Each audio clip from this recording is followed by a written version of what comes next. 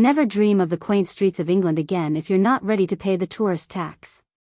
Starting from April 2026, the visa fee of £135 will turn the United Kingdom into an expensive island, 8 times more than the United States. A family of 4 has to spend over £500 just to get a ticket, an amount enough for a full vacation in Rome or Prague. This is not merely an administrative adjustment. It is the last straw pushing key urban areas into an unprecedented spiral of decline. In London, 50,000 retail jobs are on the brink of extinction as high-end customers turn back to Paris and Milan. From luxury fortresses with up to 30% of rooms empty like the Savoy to towns that rely entirely on heritage like Stratford-upon-Avon, when the cost of hospitality becomes too expensive, tourists will choose to turn away. Is this a strategy of smart immigration or economic self-destruction? Let's take a detailed look at the list of 10 urban victims currently enduring this financial shock to see the bleak picture of British tourism in 2026. £135. Just a small visa fee, probably nothing to a Gulf millionaire. But in business, they don't call it an expense, they call it a gateway. The UK cannot invite guests to a lavish tea party in Mayfair, stand at the door collecting entrance fees, and hope they will happily spend money on suits in Savile Row. And the final blow is not just the visa fee.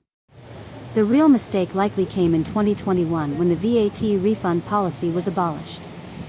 What was the result? Many international tourists declared they would not return. Why go to London to pay an extra 20% tax when a short flight to Paris or Milan offers more attractive shopping incentives? We are turning ourselves into an expensive island in the heart of Europe.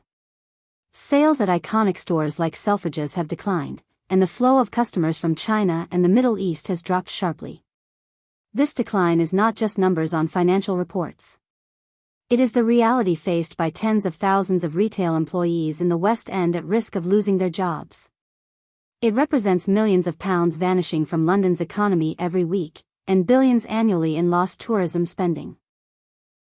London now resembles an aging nobleman maintaining an elegant appearance while quietly selling off assets to survive. Are we protecting our borders, or are we imprisoning our own economy?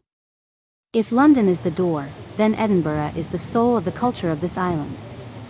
But something is changing.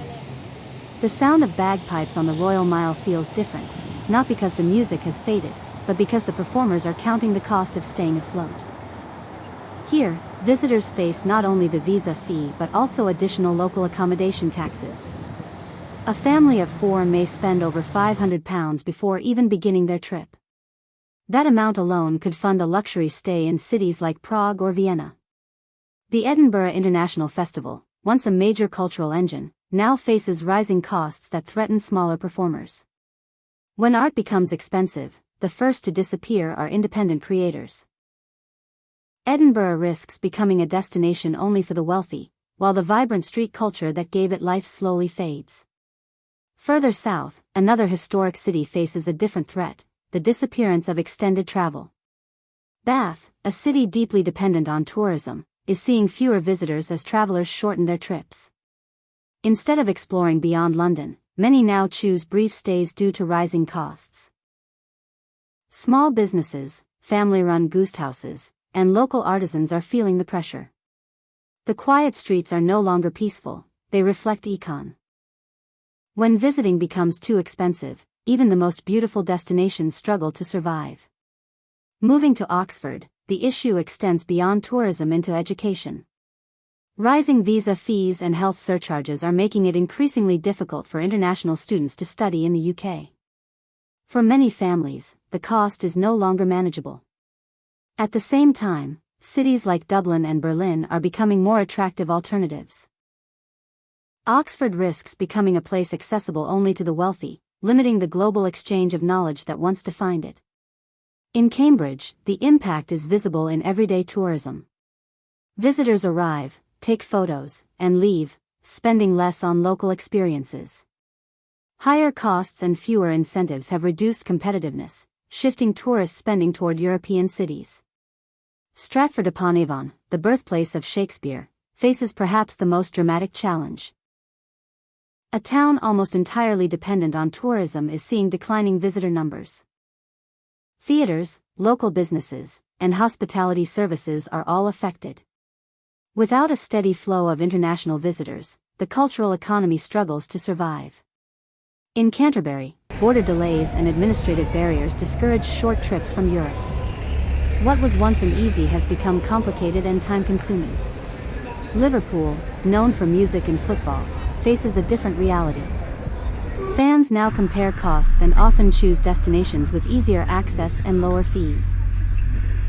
Even Manchester Airport is feeling the strain, with reduced passenger numbers affecting the broader regional economy. Finally, Brighton highlights a growing paradox. Domestic tourists are also turning away as costs rise. Many now prefer more affordable destinations abroad.